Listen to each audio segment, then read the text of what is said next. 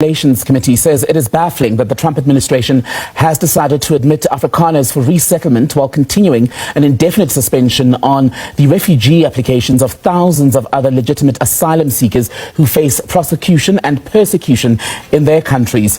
The Senate member, who is also a ranking member on the committee, released a statement pointing to what she called a United Nations finding that said no South Africans were eligible for refugee status. Let's get you more then on the latest reaction to the resettlement of those 49 South Africans. Bring in SABC News correspondent Sherwin Bryce Pease live for us in New York tonight. Sherwin, let's start with those scenes of welcome yesterday as these 49 South Africans arrived in Washington, and now the backlash and criticism that the Trump administration is facing from the Episcopal Church and the Senate member.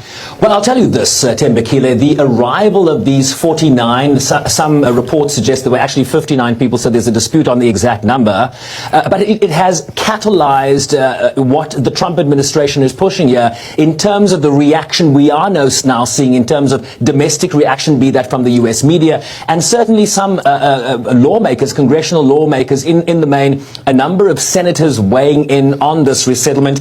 And then, of course, also a message from the presiding bishop of the Episcopal Church. Essentially, the Episcopal Church has received federal grants from the U.S. government to assist in the resettlement of refugees from around the world in terms of the now suspended U.S. refugee program. And I want to read you what the presiding bishop, Sean Rowe, wrote to Episcopal congregants in terms of their decision to no longer work with the Trump administration, the U.S. government, in terms of the resettlement, in particular the resettlement of those 49 or 59 Afrikaners that arrived from South Africa yesterday.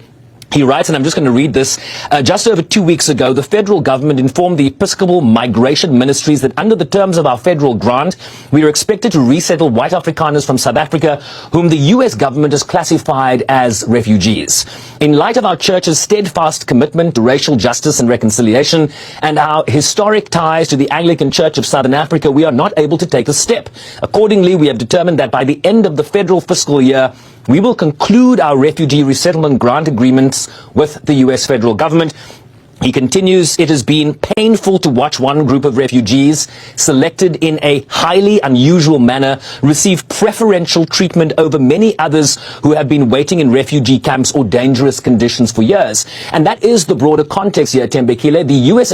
refugee program has essentially been suspended. One of the first executive orders Donald Trump signed on January 20th this year, soon after taking the oath of office for his second term, suspended all resettlement of refugees that had already been vetted. They were in the system. They were ready to board planes to the United States.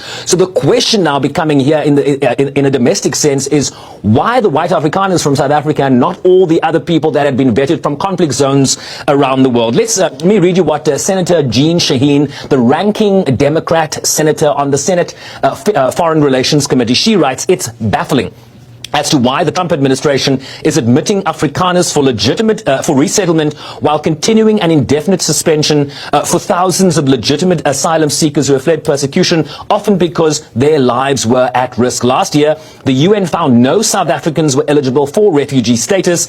The decision by this administration to put one group at the front of the line is clearly politically motivated and an effort to rewrite history. The administration must clarify why these individuals qualify for refugee status and resettlement in the United States and why they have been prioritized. We have some huge news right now. The Episcopal Church has officially ended its partnership with the United States government to help resettle refugees after the United States government chose to make an exception to resettle white South African residents over other refugees. In a major letter issued just minutes ago, the Episcopal Church has decided to end this nearly 4 decades old relationship between the church and the federal government, citing its moral opposition to resettling white South African residents who have been classified as refugees by Donald Trump and leaving other refugees out, like Afghan refugees. Earlier this year, the United States government really ended all refugee resettlement programs, but recently made an exception for white South African residents, and the first batch of white South African resettled refugees actually landed in America today. Well, now the Episcopal Church is saying no to the federal government. Spread the word. I'll do a full breakdown on my Substack, link to my bio, so subscribe for free and follow along for more. Hello, Episcopal Church. I'm Linda, and I'm a proud Episcopalian.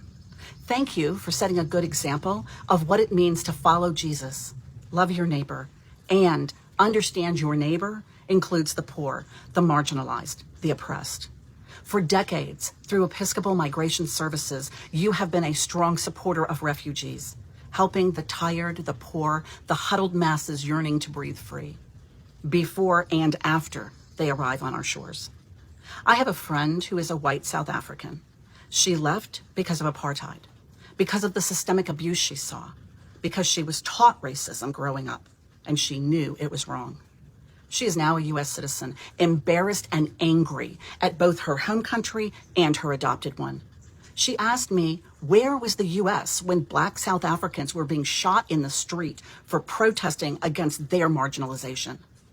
Instead, the government believes white South Africans are in danger of genocide because of the murders of 8 white farmers, 0.00002% of white South Africans.